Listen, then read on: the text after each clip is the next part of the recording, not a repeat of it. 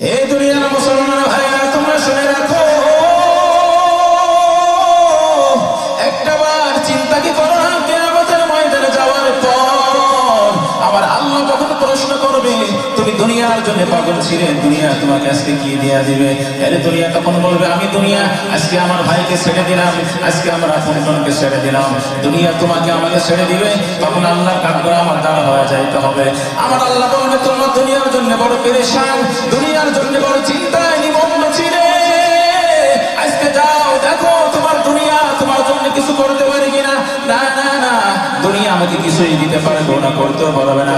অভিশপ্ত দুনিয়ার জন্য আমরা যত পাগল হব, এই দুনিয়া একদিন না একদিন আমার জন্য ধ্বংসের কারণ হয়ে যাবে।